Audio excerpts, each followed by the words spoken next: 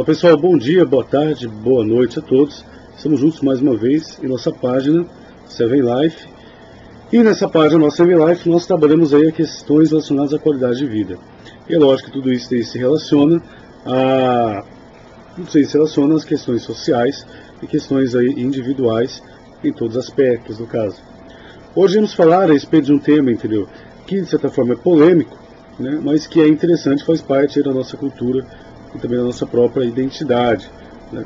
Que no caso aqui é o carnaval, né? E eu lancei recentemente, né, eu coloquei umas reportagens falando a respeito do bloco da Bola de Neve. Então, a Bola de Neve é a igreja evangélica, né, protestante evangélica, igreja protestante neopentecostal, Bola de Neve. Aliás, uma outra coisa que é interessante falar também, entendeu, né? Protestante designa, entendeu, toda e qualquer igreja evangélica. Não interessa, entendeu, por exemplo, entendeu, se ela está fugindo muito dos ideais, né, de Calvino, de Lutero, entendeu? Não interessa. Ela é protestante, entendeu? Não deixa de ser. A não ser quando, por exemplo, ele desenvolve uma seita. Quando ele se transforma, por exemplo, numa seita e deixa de ser até mesmo evangélico, não se diz mais evangélico, embora, por exemplo, possa até ser cristão, porque não? Mas, né, aí sim você pode ali colocar ele numa posição, por exemplo, ele não é mais nem evangélico, no caso aqui, né? Mas o evangélico, ele é protestante. Então existe um problema muito grande em relação a essa questão, por exemplo, uma espécie de rixa, né, entre protestantes tradicionais e protestantes principalmente neopentecostais. O pentecostal, que adere, por exemplo, ao uso de costumes, né, e tem uma visão mais voltada assim, aos dons espirituais do que propriamente aí a questão de vida abundante ou prosperidade, no caso, né? Também estou sendo muito simplista em fazer essa comparação. O pentecostal, você não vê tanta rixa e problema, mas em relação ao protestante tradicional e protestante neopentecostal, você vê rixas maiores, no caso. Mas, entendeu, na igreja neopentecostal, no caso aqui, a Bola de Neve, né, seguindo aí vamos dizer assim, uma característica neopentecostal, você não vê isso, por exemplo, em igrejas tradicionais nem pentecostais. Nas igrejas neopentecostais, de certa forma, elas desenvolvem, entendeu, algumas coisas que às vezes chocam, por exemplo, esses outros segmentos, falando do protestantismo no Brasil, né? Então, a Igreja Bola de Neve lançou um bloco, né, se não me engano, chama Batucada Gospel, se eu não me engano, no caso, posso estar errado. Vai ter no Rio de Janeiro, né, mesmo aqui em Bauru, São Paulo, vai ter uma participação, uma ação, só que o objetivo deles é claro, entendeu? Isso está bem trabalhado, né, e divulgado, entendeu? Entre eles, que é o quê? O trabalho evangelístico. Então, enquanto a maioria dos evangélicos, por exemplo, entendeu, vai em retiro, se retira durante o período de carnaval, e você tem, por exemplo, alguns católicos também carismáticos, né, que também se retiram, entendeu, durante esse período para orações, no caso, para louvores, né, que é bom, né, lógico que é bom, entendeu. E é um período, por exemplo, onde você vai ter um feriado aí prolongado, entendeu, dá para você aí descansar, e outros também descansam, entendeu, vão para a praia, no caso, né. Mas quem, por exemplo, vai em retiro, você acaba aí também se edificando, entendeu, né? Acaba aí renovando, entendeu, a sua fé. E isso é importante, é bom, entendeu, no caso, né? Lógico. Só que enquanto, por exemplo, algumas pessoas vão só para retiro, outros, entendeu, se voltam ao trabalho evangelístico em um momento onde, por exemplo, você tem, vamos dizer assim, um número razoável de pessoas, quer dizer, muitas pessoas ali, né, festejando, entendeu, e vivendo aqueles momentos. E é lógico, por exemplo, caindo também em exageros em relação a todos os sentidos, né? Aí você tem um grupo de pessoas que se dedicam, por exemplo, ao evangelismo e ao trabalho com essas pessoas, né? Isso é um ponto. E também, por exemplo, a cantora Fernanda Brum. Tem um vídeo em 2016, uma reportagem de 2016, onde tem a foto dela com a banda Cheio de Amor, e uma espécie de trio elétrico e pessoas evangélicas ali participando e cantando ali. Não que ela foi, por exemplo, na Bahia cantar com Ivete Sangalo, não é. Ela desenvolveu um bloco, aí os blocos para evangélicos, no caso aí, e só os evangélicos participaram aí cantando junto com ela, a banda Cheia de Amor. Não sei se foi outros cantores gospel e tal, artistas gospel, não sei. Mas vamos falar, e também tem, entendeu? Não posso deixar de esquecer também, entendeu? Tem um padre da Bahia e tem um padre que eu coloquei ali no Facebook, e também algumas pessoas comentaram algumas coisas, tal, em relação a isso daí, que lançou um bloco, né, o bloco Cordão de São José. E esse bloco aí do Rio de Janeiro, então. E esse padre, sim, é o bloco Cordão de São José, e o objetivo não é um trabalho evangelístico, mas é você lançar um bloco, né, de pessoas ali fiéis à igreja para brincar e dançarem ali e tal.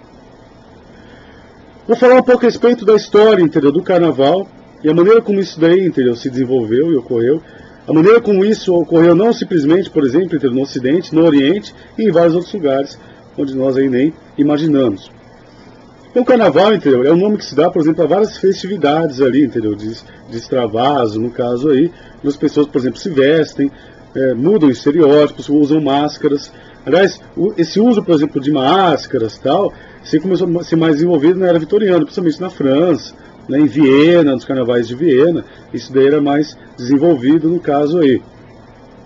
Mas na antiguidade, entendeu? Você tem os egípcios também fazendo isso daí, você tem o Purim, por exemplo, dos judeus, com festividades, com máscaras tal, em virtude aí da celebração, por exemplo, da libertação que o povo de Israel sofreu através da intervenção aí da rainha Esther, onde eles tiveram a liberdade para se defender frente, entendeu, àqueles que poderiam atacá-los, né, sob ordem de Ramã, que foi enforcado, entendeu? No caso, quem leu o livro de Esther sabe realmente o que estou falando e podem ler. O convite que eu faço é uma história muito interessante, né? Até mesmo o alemão Goethe, ele fez aí uma consideração importante em relação ao livro de Esther, em relação a esse livreto de Esther. Bom, o Carnaval, né, como nós conhecemos propriamente, entendeu? Ele está relacionado, no caso aqui, à Grécia e Roma. Então, Grécia, você tinha as festividades ao deus Eros, né, que é o Baco, né, ali em Roma, e, logicamente, que essas festividades na Grécia recebem o nome de Bacanal, mas por uma interpretação latina, no caso. E Saturnálias, essas festas se desenvolveram basicamente na Grécia e mais em Roma. Em Roma, você tinha todo um apelo, por exemplo, sexual, tal, um extravaso, uma utilização, por exemplo, entendeu, dessa festividade do Carnaval para o anestesiamento, entendeu, das pessoas. É lógico, entendeu, que isso daí ocorre. A utilização, por exemplo, entendeu, de entretenimento para a manipulação da massa. Isso daí não vem de hoje, entendeu? Isso daí vem muito de antigamente. Mas o Carnaval também estava relacionado a essa questão de sexualidade também, assim como outros locais onde você tem o culto da fertilidade, propriamente a fertilidade. E a divindade, por exemplo, no caso, não era simplesmente sexo por prazer, prazer por prazer, entendeu, né? Era, vamos dizer assim, algo relacionado também, no caso aqui, a questão da divindade, né? A fertilidade da terra, no caso aqui. O Carnaval estava relacionado à passagem do inverno para o verão, entendeu? É algo muito importante, até por essa questão das plantações, né? Da prosperidade, entendeu? Da fertilidade, né? Da riqueza, do aumento da riqueza. Então as pessoas, né, celebravam muito, entendeu, essas coisas. E a terra estava intimamente ligada, entendeu, ao perímetro urbano, a diferença de hoje em dia, onde você vê uma separação muito grande entre campo, né, e região urbana. Naquele período não, entendeu? Tudo estava muito bem brincado e relacionado. Por quê? Porque não existia indústria.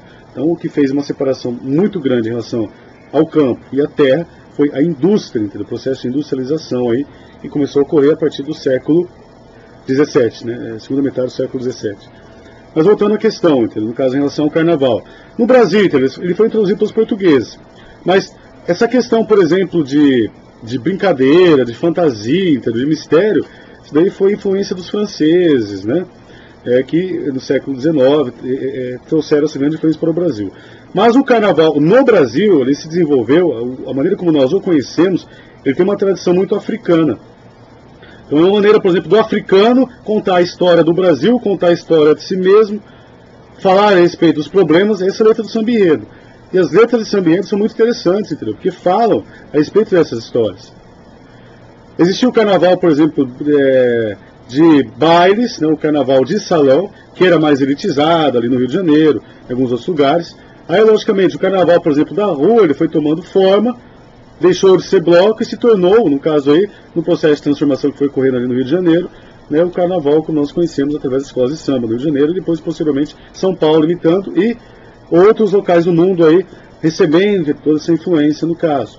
Os carnavais ali do Nordeste está relacionado, por exemplo, entendeu, a outras festividades, no caso aqui. Tem uma origem, por exemplo, do carnaval, o português, mas é uma característica diferenciada em relação ao carnaval. Tem a questão do trio elétrico, tal ali, entendeu, da guitarra elétrica, né? O primeiro trio elétrico que foi desenvolvido ali em Salvador, na Bahia, né? Então, tem essa história tal que faz parte aí desse carnaval ali do Nordeste. Tem o Boi Meu Boi, tem algumas festividades também que fazem parte aí. O Boi Bumbá, que é uma espécie de carnaval, por exemplo, ali do Norte, do Brasil, que ocorre, por exemplo, um período diferente desse do carnaval que nós conhecemos. Então, quer dizer, o Brasil é um país que se volta a muitas festividades. Bom, eu particularmente, então, aí já vai uma questão, por exemplo, assim, falei a respeito das características do carnaval, né, e da maneira como, por exemplo, entendeu, algumas igrejas neopentecostais se voltam dessa festividade, e agora eu vou falar um pouco também, entendeu, em relação a o que, de certa forma, eu penso em relação a essas festividades. Olha, eu não vejo problema, por exemplo, entendeu, em festas, festa infantil, né, com músicas infantis, até mesmo consumo de bebida, entendeu? Você não vê em nenhum momento da Bíblia proibindo, entendeu, o uso de bebida. Você vê o apóstolo Paulo até aconselhando Timóteo, o jovem Timóteo, a beber vinho com água, porque tinha alguns problemas estomacais, né, para evitar acidez. O vinho que Jesus bebia não era suco, entendeu, de uva, era vinho mesmo, entendeu? Não existia esse, lógico, suco de uva e outros sucos ali, é lógico, né? Se você espremer uma fruta e colocar água, vira suco, viu? Isso é comum, entendeu? Você não precisa nem fazer um levantamento historiográfico para saber se os primeiros povos, né, eles fabricavam, por exemplo, suco. Lógico que fabricavam. Mas era vinho. Se ele falar que é vinho, entendeu? Não está falando que é suco de uva. Então, a bebida, por exemplo, a utilização de bebida alcoólica, festividades. O próprio livro de Salmos ele vai falar a respeito do vinho, que alegra, formoseia o rosto. Então, quer dizer,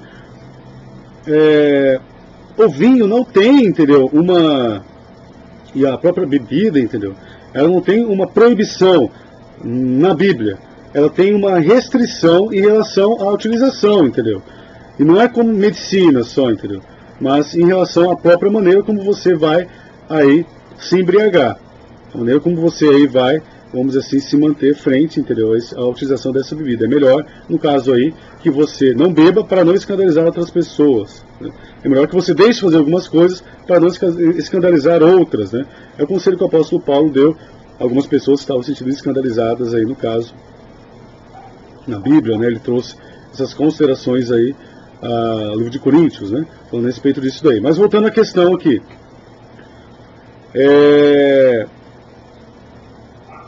A Bíblia não aponta, entendeu, festa, festividade, festas, celebrações como pecado.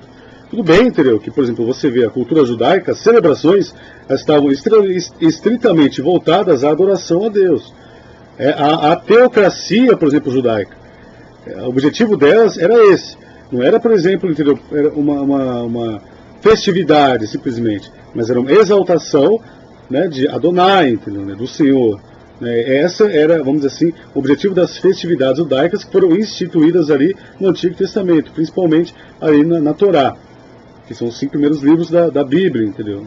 Então você tem a instituição né, da maioria das celebrações judaicas, mas totalmente voltadas a essa questão. Agora, por exemplo, entendeu? Algumas festas que ocorrem, por exemplo, no nosso dia a dia, não estão relacionadas, por exemplo, a Deus, né, ou a Adonai, ao Senhor, mas estão relacionadas ao quê? Ao nosso dia a dia, a festividade, no caso aqui, né, a celebração.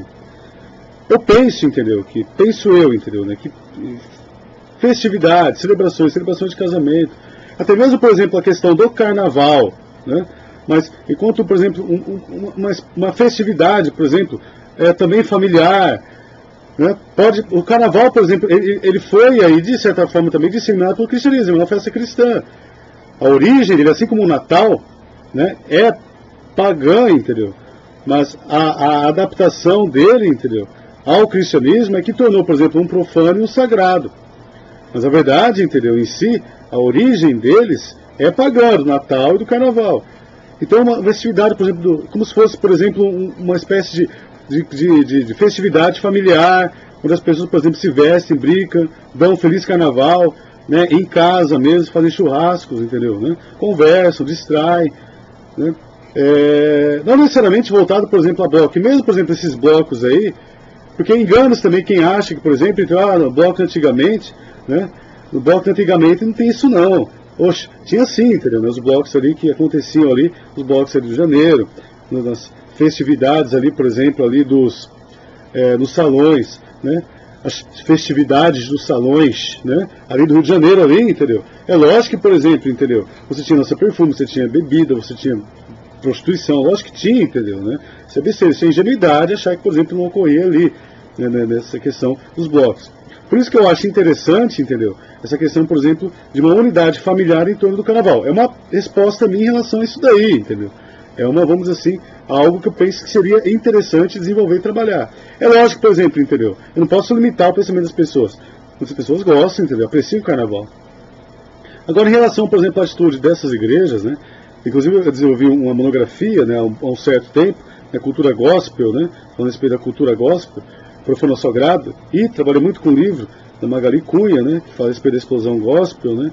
E uma análise, né, desse cenário, por exemplo, cultural no Brasil, muito interessante, um livro muito bom que vai falar a respeito da formação da cultura gospel no nosso país. E a formação da cultura gospel no nosso país, né, ela foi realizada através de uma ação, vamos dizer assim, muito radical, os primeiros missionários que para cá vieram, entendeu, né? Diferente do missionário, por exemplo, hoje em dia, eles não tinham aula de antropologia, né? Eles não tinham, por exemplo, uma visão antropológica a respeito, por exemplo, da cultura e da realidade de cada povo. Então tudo aquilo que, por exemplo, acontecia ali na Inglaterra, na Alemanha, eles introduziram para cá. Então a enologia protestante é lindo, é bonito, tem que ser cantado, né? Isso foi introduzido para cá, entendeu? Como um referencial de cristianismo. Utilização de ternos, de roupas, por exemplo, né? Que eram semelhantes às dos missionários, as mulheres também que eram semelhantes às dos missionários, também que vieram para cá, de um país mais frio. Né? Então você tem algumas características que foram importadas e trazidas para cá. E tudo aquilo que era cultural do Brasil era lixo. Foi considerado lixo. Aí formou-se uma espécie de cultura gospel no Brasil. E essa cultura gospel, né, por não conseguir conter, entendeu, vamos dizer assim, as pessoas, ela acaba em alguns momentos aí aglutinando elementos que fazem parte daquilo que é profano, entendeu, né, daquilo que é secular. E é o que acontece, por exemplo, em relação à questão do carnaval. Eu não posso falar em relação, por exemplo, à questão da bola de neve. Pode ser que sim, pode ser que não, entendeu. Mas em relação a algumas características de algumas outras igrejas aí, e também, entendeu, a própria Igreja Católica, que de certa forma ela é sincrética, isso é uma realidade da Igreja, e o Carnaval, ele vem dentro do cristianismo, também, ele foi introduzido aí no cristianismo, principalmente no cristianismo católico, romano, ele faz parte do calendário, entendeu? Você tem a Quarta-feira de Cinzas, quem criou isso da Igreja Católica, entendeu? Você tem ali a Quaresma, né? Quem que fez que isso acontecesse? A Igreja Católica, entendeu, né? Mas, né,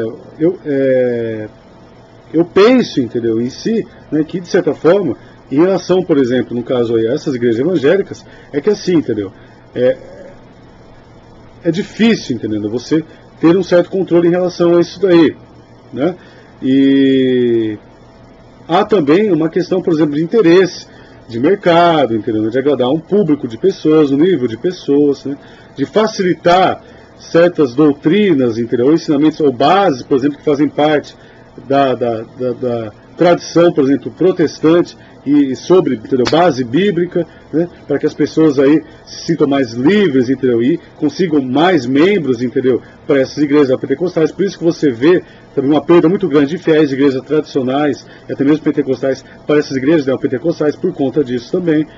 Mas não necessariamente, por exemplo, entendeu, eu posso condenar a atitude, por exemplo, entendeu, ou a fé das pessoas que, por exemplo, entendeu, fazem parte de igrejas aí neopentecostais. Eu não posso, por exemplo, condenar, eu não estou no lugar, por exemplo, né, daquilo que a Bíblia, né, e o cristianismo aponta, entendeu, como o único capaz de julgar todas as pessoas, quem? Que é Deus. É lógico que a gente pode, entendeu, aí apontar algumas características que estão acontecendo e alguns erros, para que a gente não possa cair. E também permitir que outras pessoas também não façam o mesmo. Mas o que eu percebo hoje em dia, o que é perceptível, entendeu, é que há, de certa forma, um enfraquecimento, ou o surgimento de uma igreja, né, no caso aí, um pouco muito mais flexível, né, mas com interesse, entendeu, de atrair mais pessoas. E flexível por um lado. Agora, em relação, por exemplo, a questões sociais, é isso que me incomoda pra caramba, entendeu, me incomoda muito. Ela é conservadora, entendeu, né? Ela é conservadora. Porque elas dão uma ênfase muito grande em relação à prosperidade, e, a meu ver, prosperidade não é pecado, né? Prosperidade, entendeu, é algo de Deus, não é algo do diabo, né? Deus, ele quer, entendeu, a Bíblia diz, livro de Isaías, né? Se ouvires, né, e me escutares, comereis o melhor dessa terra, né? Eu vim para que tenham vida e a vida é abundância, entendeu? Essa abundância não é só abundância espiritual, é abundância em todos os sentidos. Então, Cristo disse isso, Isaías falou a citação que eu disse anteriormente.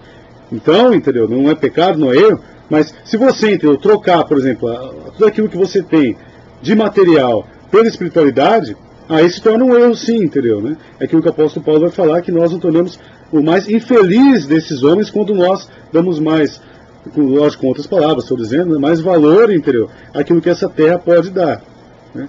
Então, logicamente, entendeu? Nós estamos muito infelizes se nós valorizarmos muito mais, entendeu? Os bens materiais, o conforto, aquilo que nós temos de bom, entendeu? Nesse mundo, muito mais do que a Deus. Mas isso não quer dizer, entendeu? Que não devemos agradecer a Ele por aquilo que Ele nos dá e também, entendeu? Desfrutar disso que nós temos, ué.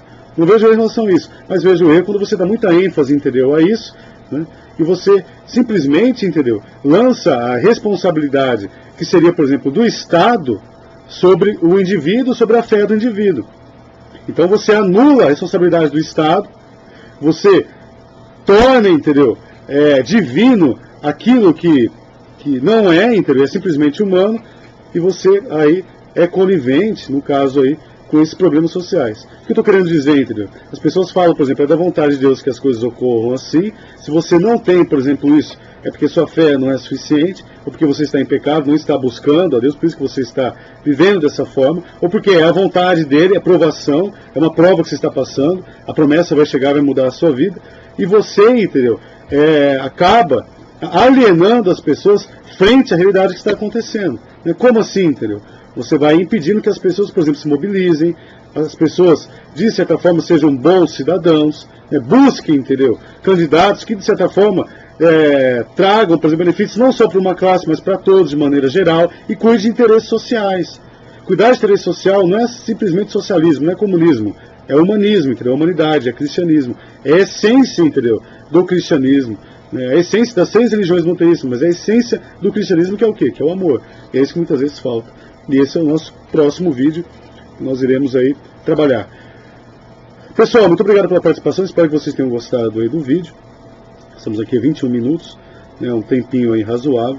Então se vocês gostarem, compartilhem e tal, fiquem à vontade em relação a isso. Eu espero que esses vídeos aí venham ser importantes aí no caso.